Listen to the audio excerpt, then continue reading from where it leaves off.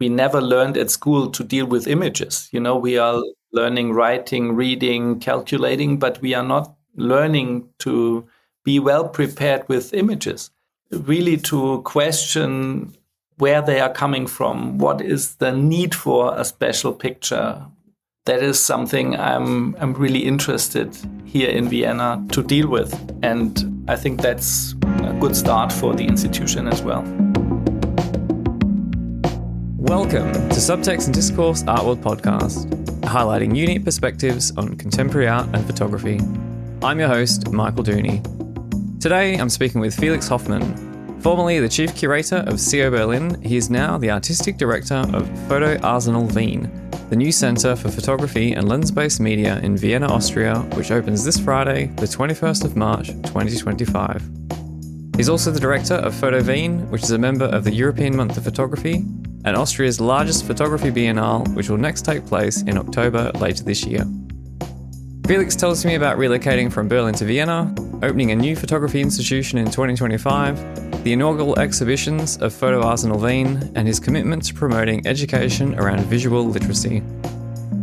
A quick reminder to please subscribe to Subtext and Discourse Art World Podcast wherever you get your podcasts. It helps to grow the show and enable others to learn about my guests.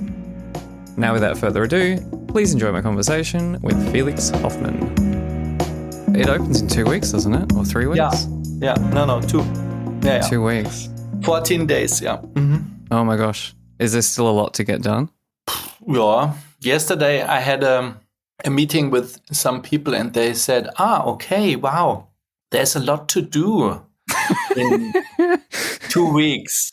And I thought, yeah, from an outside perspective, that's completely right. Yeah. I listened to our podcast from before. Do you know how many years ago it was?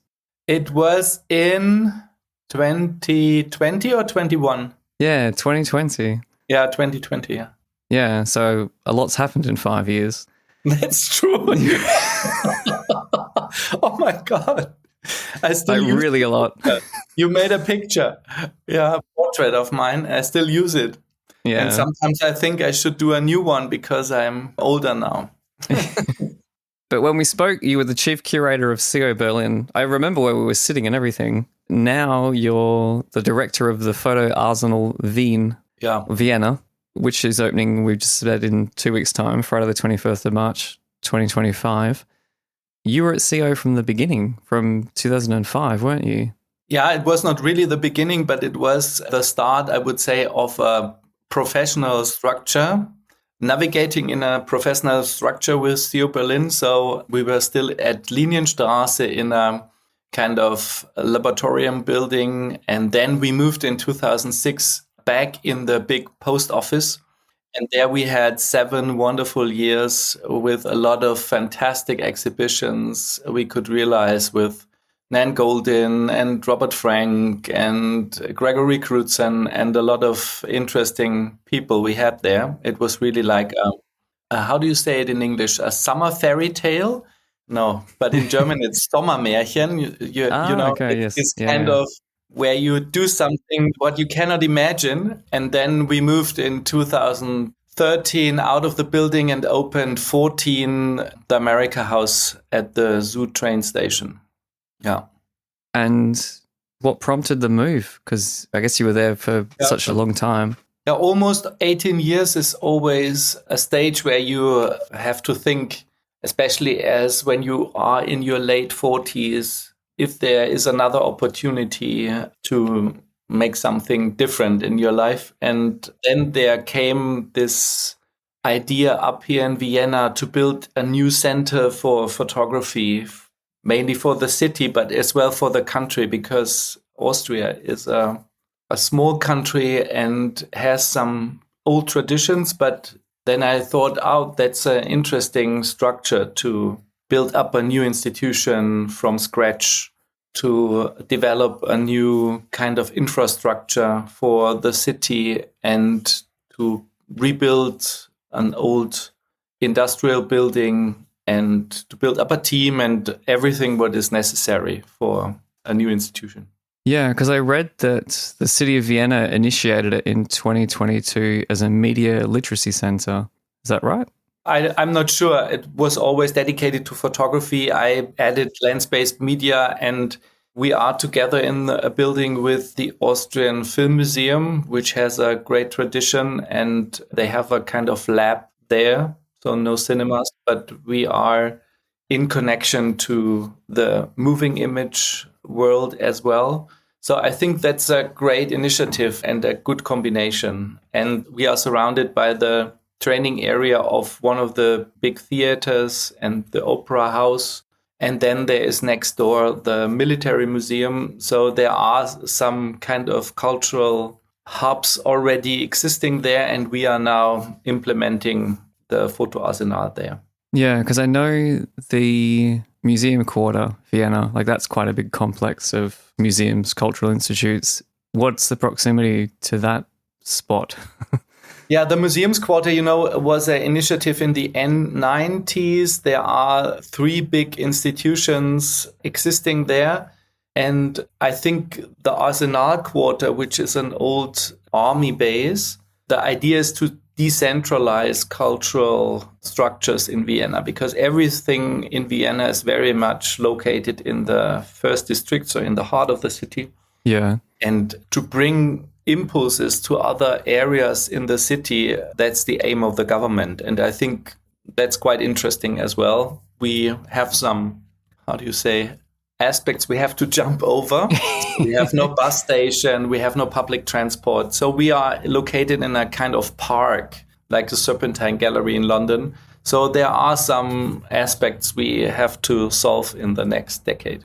Yeah, wow. Because I was wondering how Berlin compares to Vienna, because they're quite different cities, aren't they? Yeah. Vienna probably isn't as, it probably depends who you speak to. But Berlin, I guess, is on a lot of people's radars. People talk about Berlin as this sort of international hotspot. How does Vienna compare? Yeah, it's always necessary to realize that Vienna is the second biggest German-speaking city.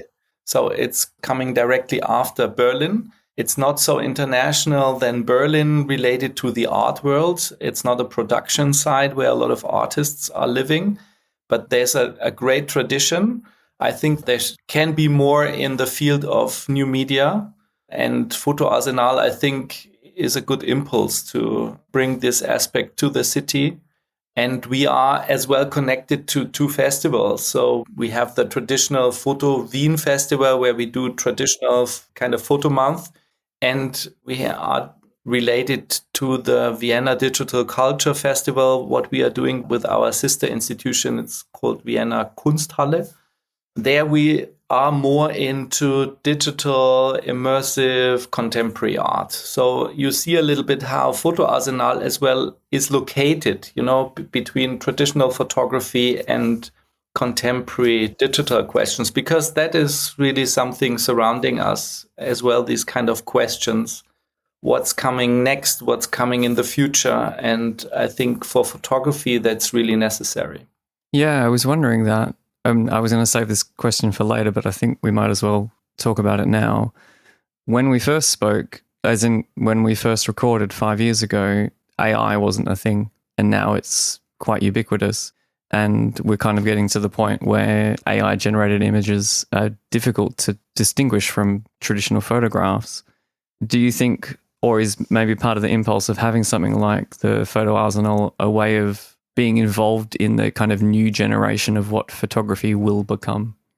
As a cultural institution, you are not fast enough during these speedy times when there's so much happening around us. But what I try to develop with the institution is to raise questions and to come in a dialogue and to be a kind of spot or center where people can get access to this question. So I think we have to dig in more and more into this media world. And I'm not sure if we will implement all these digital image worlds in our institution. That is probably not our role. But I think there are some aspects which are necessary to talk about. And, Foto Arsenal is a little bit like... to explain it properly, it's an exhibition space, yes, but why I'm still doing this job is the other aspect is to build up an education center for kids and teenagers.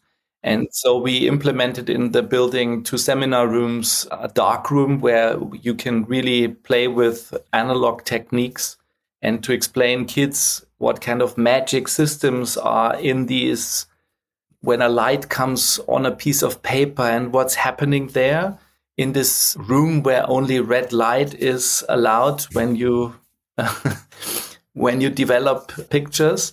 And then completely clear, there is a group of people and kids and teenagers, they will never find the way to our place.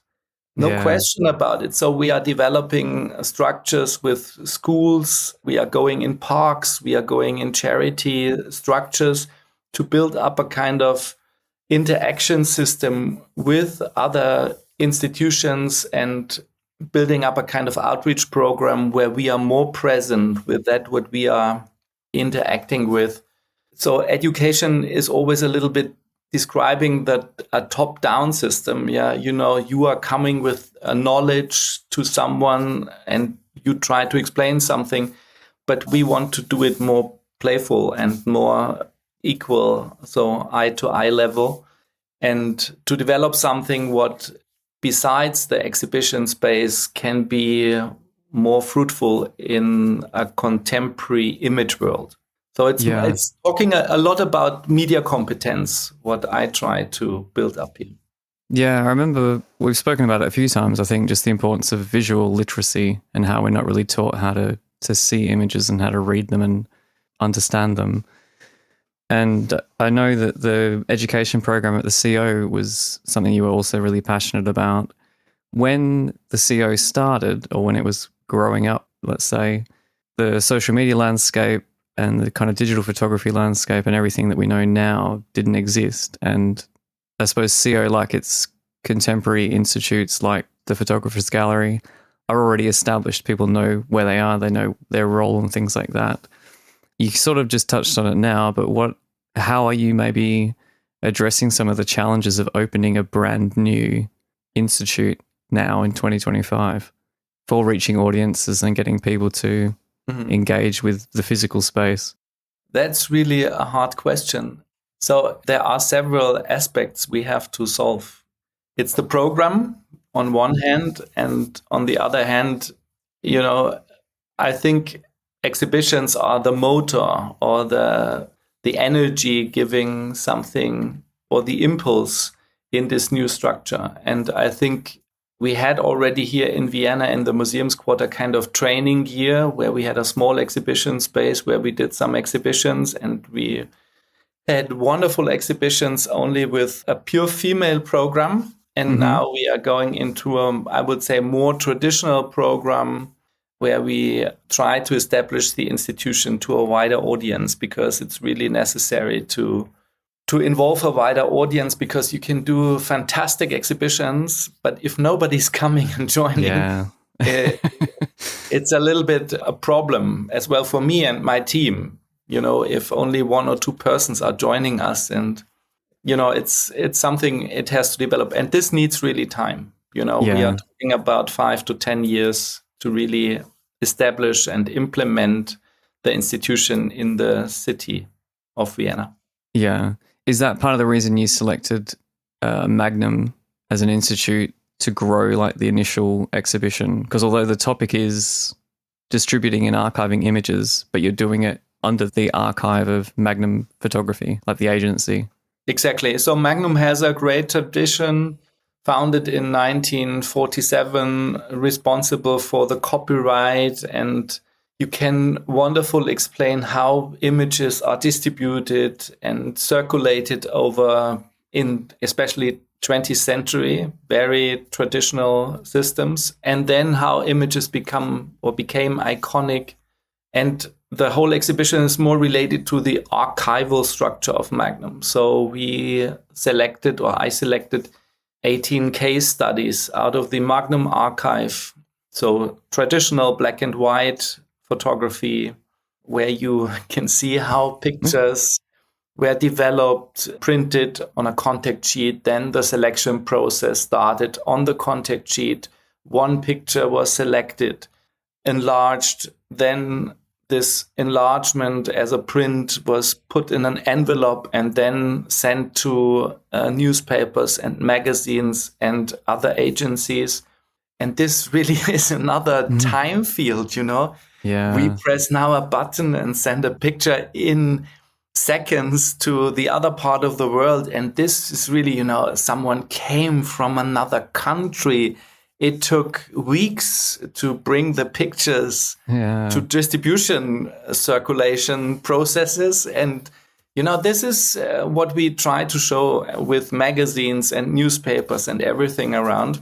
So this is the black and white world. Then we selected something from the color world with really physical slides, these small 35 millimeter slides where we project some series by Martin Parr and Bruce Davidson and Paul Fusco. So wonderful examples. And we built up a kind of backlighted archival, how do you say, a light box where we put the slide hangers really from the archive in these exhibition space. And then I found 3 contemporary Magnum members. They built up their own archives. And then it becomes very interesting. Susan Meiselas started in the 90s to build up a Kurdish migration archive. So they asked the Kurdish community to give her pictures, to store them and to work with them. And it's a wonderful project. She did a book on that, and it's developing and ongoing. Then the Belgian artist Bieke de Porta did an investigation archive on a person, Michael. He disappeared and she's looking for him. And there are a lot of questions around mental illness and how our society is dealing with that. And then the third archival practice is Rafał Milach, who built up over the last years the archive of public protest in Poland. So there are some members in Magnum, they are very much interacting with political aspects, and it's always surrounded by the question, what power relation have archival practices and what is an archive in 21st century related to our society, and what is it bringing in our society? So that is a little bit the core of the exhibition. It's not only about Magnum, it's more the layer, what is the past of Magnum, what is the future of Magnum, and how is this inner dialogue bringing to us? Yeah, because when I was looking through the press release for the show, it was saying about how a lot of the Magnum behind the scenes information wasn't available before, or you weren't permitted to access it because, I don't know, maybe people would question, why did you pick this image and not this image? Because that changes the story. Were there things that you weren't allowed to show? Yeah, that's an interesting story. I think it starts already with contact sheets. Contact sheets were kind of secret, a little bit like a diary system where you had normally no access to. And then you see, okay, there were some other opportunities to select besides this picture, another one. But the photographer or the agency, sometimes you don't know exactly who made the selection, decided exactly to this picture. And sometimes it's not a good picture. That's the other thing. It's not sharp. It's not properly framed. There are some hand movements in because someone is really doing something with the body.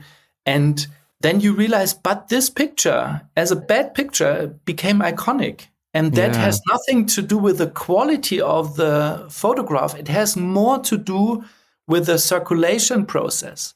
And that is the interesting aspect, what you can learn as well in this kind of exhibition system.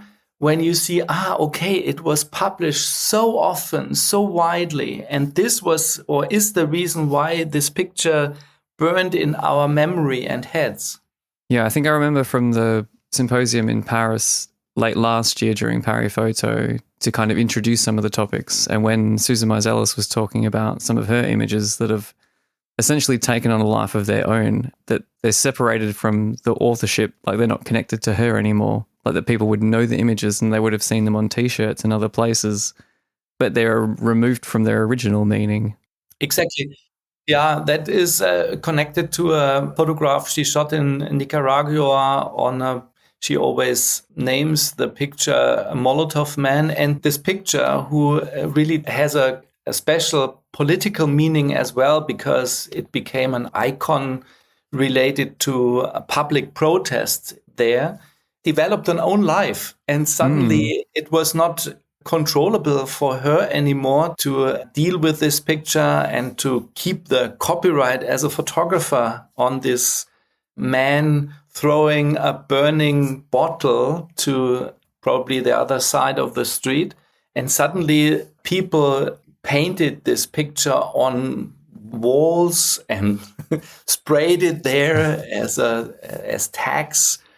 And suddenly it became so iconic that people had it on T-shirts. Yeah. Yeah, it's crazy.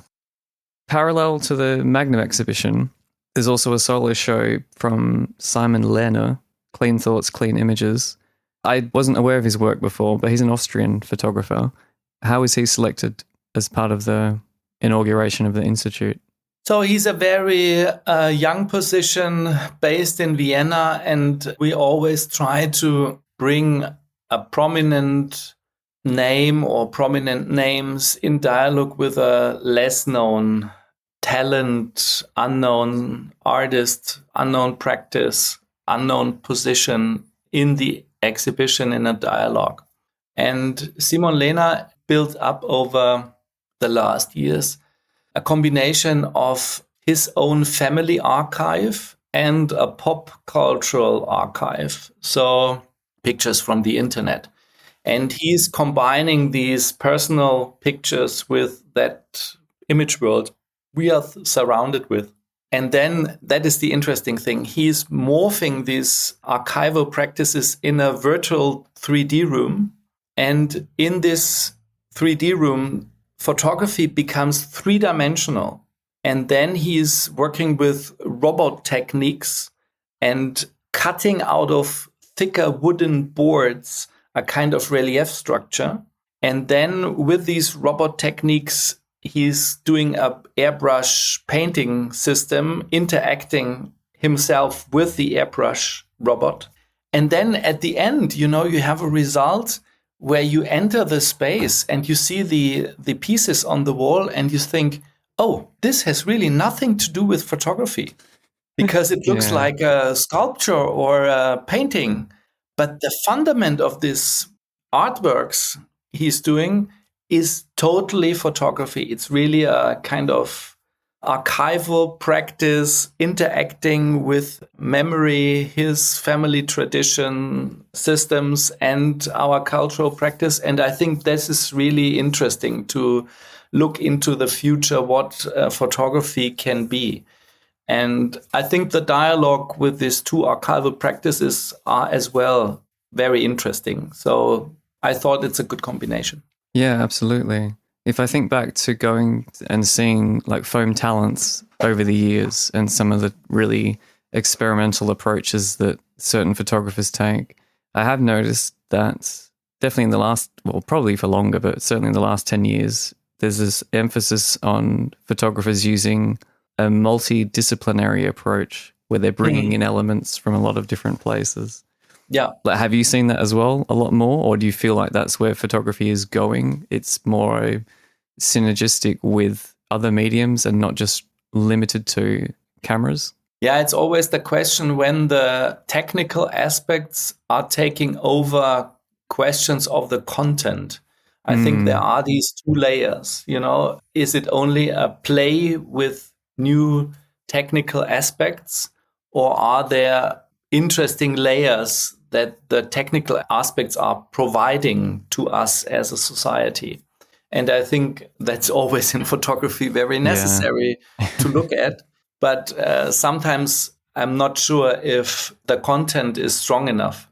But, it's always as well with all these aspects, what augmented reality, artificial intelligence is now providing to us. It's always the question, what can we show in exhibitions and what is worth to bring to a wider public? Yeah, definitely.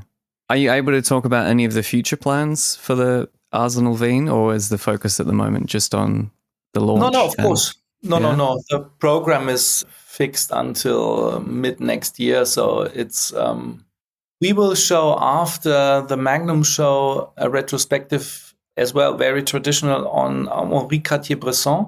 So it's a classical exhibition where we bring the first time here in Vienna a bigger retrospective on display. And then in autumn, we are opening with the Foto Wien Festival, which is the month of photography here in Vienna, a group exhibition project we developed with the Musée Européen de la Photographie in Paris. The map, it's called Science and Fiction. It's a non-history of plants. So it's a very much related project to ecological questions, what plants have in terms of a future perspective in our society and what plants have provided for an organic structure in our visual systems in the past.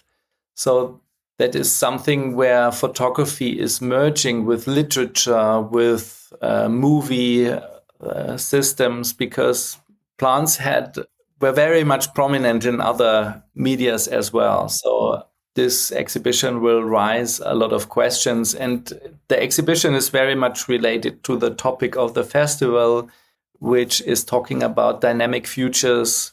And dynamic futures is really something where we don't know where we are going as a world population into when you look into political and economical systems now.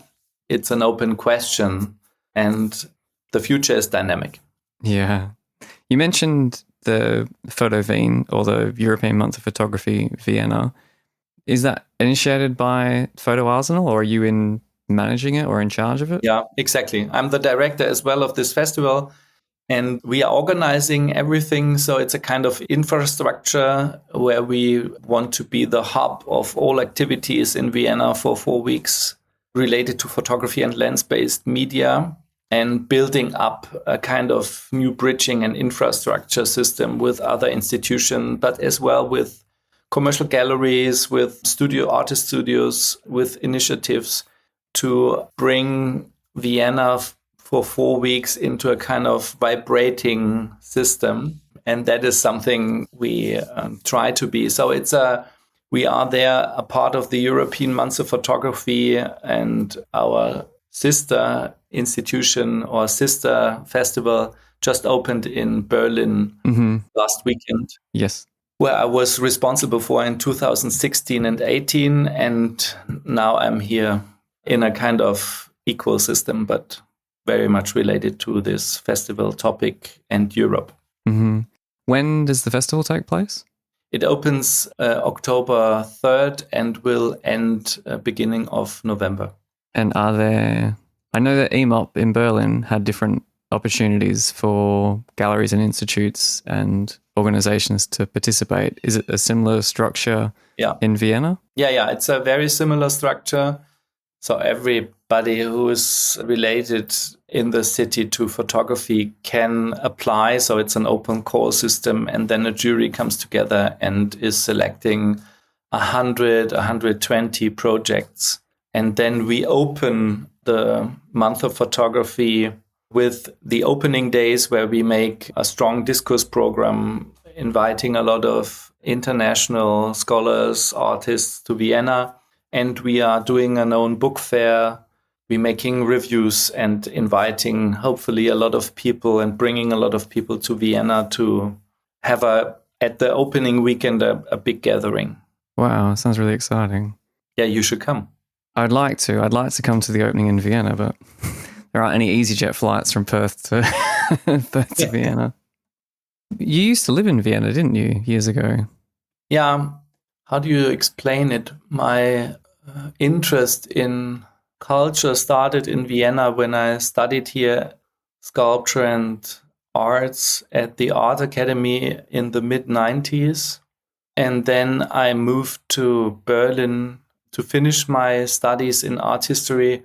And at the end of my studies, I was writing something which was as well related to Vienna, a practice where people who were already dead taking pictures as they would have been alive. And I wrote my PhD master thesis on the relationship of photography and death. And so there is a strong discourse on this media theory topic. And in Vienna, there was really a hub to make photographs of dead people end of 19th century. So just to explain it a little bit, they really take the dead bodies and put them into chairs. They fixed them in special chairs. They reopened the eyes. They made a makeup. Sometimes they injected some liquids in the eyes to bring them alive as well. And then they took a picture. And it's really the opposite what media theory is talking about, that photography is always related to death and it's a mortification. So Susan Sontag, Roland Barthes, and Krakauer, they are always talking about what it means when the timeline surrounding us is cut when you press the button of a camera. And in Vienna, and as well in the South German-speaking areas, there were a lot of these practices taking pictures of dead people, talking the opposite, because it's a kind of remembrance practice where you bring people back to life. So when you take pictures as they would have been alive, but they are already dead, it's the opposite system. So the cultural practice and the media theoretical aspects are completely different worlds. And I tried to discuss this a little bit and bring this together. I made an exhibition in a wider field to that in 2018, explaining what is all possible when you talk about the relationship of photography and death. Yeah, I think I remember the show at the CO. How is it going back to Vienna? Like, how has it been for you? Because you lived there as a student and now you're going back there as a, I don't know what age we are now, midlife. Yeah, strange moment when you come back 25 years later. The big gift for me was that I have still friends here and people I really like. And the city is really a wonderful place to live in.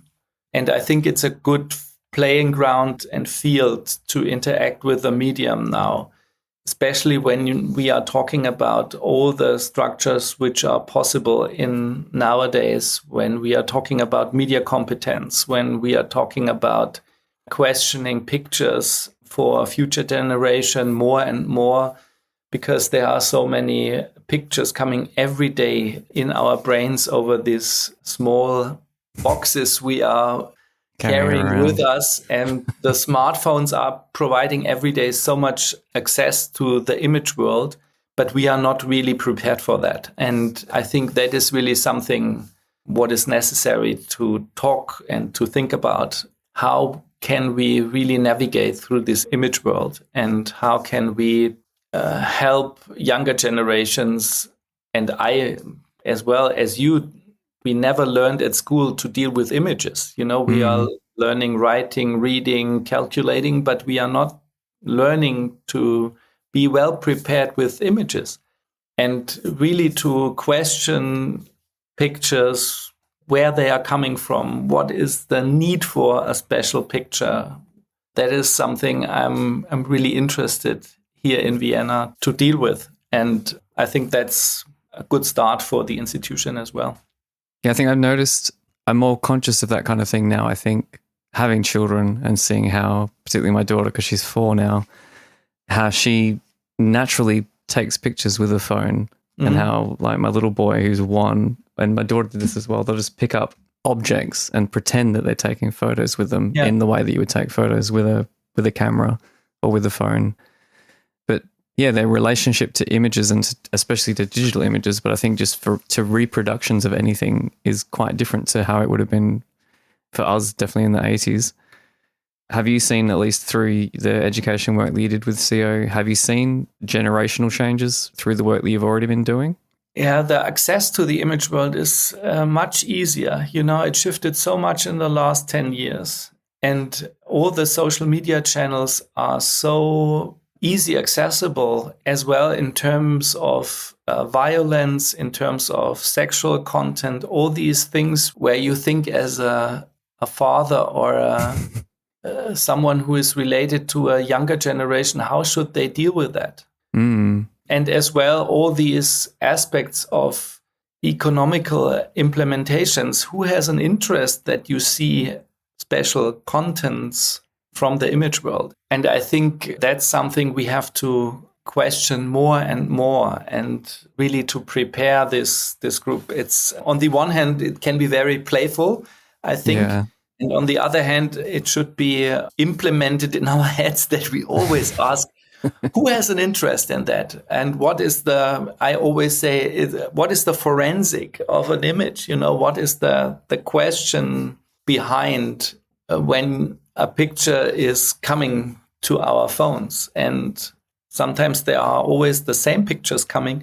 And these pictures are, that is what I already have spoken about. They burn in our heads and we remember them. And it's not the daily newspaper or the television program anymore. It's coming over the internet. And that is an interesting structure, how we as a society are more and more into this world. It's not only the looking, watching process. It's more as well that this world is taking over us. We are not separated anymore. And that is what you are talking about when you say that your children are really posing with the phone or something, putting in front of the phone and taking pictures. They are really already interacting with everything surrounding them because they are prepared. They learn already. I don't know if you told them how to make a good picture or bad picture or whatever, but it's an intuitive moment that they know what to do, and that is interesting for us. I see how they pick it up and they look back at the pictures and then decide, oh, no, this one isn't good, I'll take another one. And it's not that you needed to show them. I think like with everything, they just learn by observation and they see you doing that and they're like, oh, I'm going to take a picture of this plant or I'll take a picture of a car or something else. Exactly. It's a natural process, but we are not really prepared on these natural processes. That is something I'm always surprised, that society, I don't know how it is in Australia, but in Central Europe, the school system is not at all prepared in terms of the digital world. That's the one aspect, and the image world on the other hand. So we are not at all prepared what political systems are now doing with us.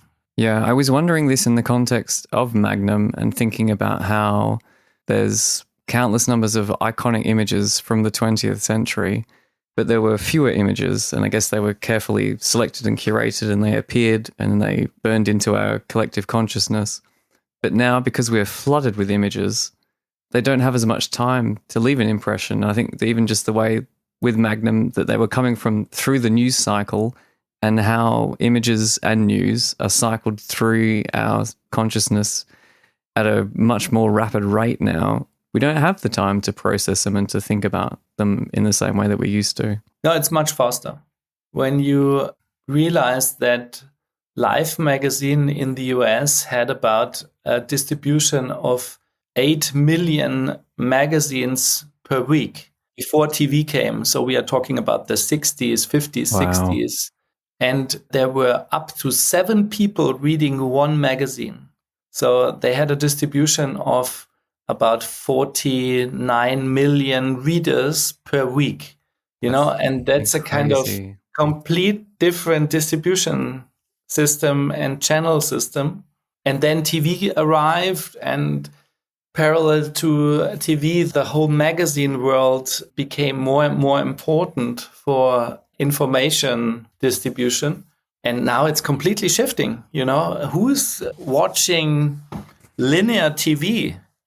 My kids are not into TV. They say, okay, do you want to see a film? Mm-hmm. And then they go on channels where they can have this film, if this is Netflix or something different. But, linear TV, where you jump from one channel into the next one, where you are surprised because you were not prepared over the channel of the other content So the other content channel, that is something I'm always wondering how they are dealing with that.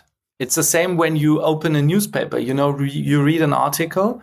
The article is about one content, you turn the page and then you are in a topic you are probably not interested in, but you read it and you fell into this other topic. It's the same when you were zapping on linear TV, that you were falling into another image world you were not looking for, but then you watch a little bit. And they are more calculated lookers when they are in this TV world. So it's a little bit completely different what we are surrounded with. And on the other hand, on TikTok and Instagram, they are dealing with things where I'm a little bit surprised that they have in a young age access to. Yes, same. Just because of the addictive nature of it. And that you click on something that you like, and then you're given more of that thing that you like, and then it's a kind of... Yeah, the algorithm is always watching you. The algorithm is so strong. They are providing exactly what you want to watch at. And that is, for me, always surprising. I was renovating an apartment some years ago, and then suddenly I got a lot of these kind of Instagram spots where you can sand a floor or paint a wall. And I was really surprised. Why get I this kind of small videos over my Instagram channel? And suddenly I understood, okay, the algorithm really, because I was looking for colors or handcrafted something, whatever. Yeah. And suddenly I got these informations. Yeah, I've had the same when I renovated my place. I keep getting adverts for power tools or for hardware stores, or you buy a new pair of shoes and I keep getting adverts for shoes. It's like, I've already bought the shoes now. You don't need to keep advertising to me. Yeah, exactly. Yeah. Is there anything that you wanted to mention in the lead up to the official vernissage on the 21st of March?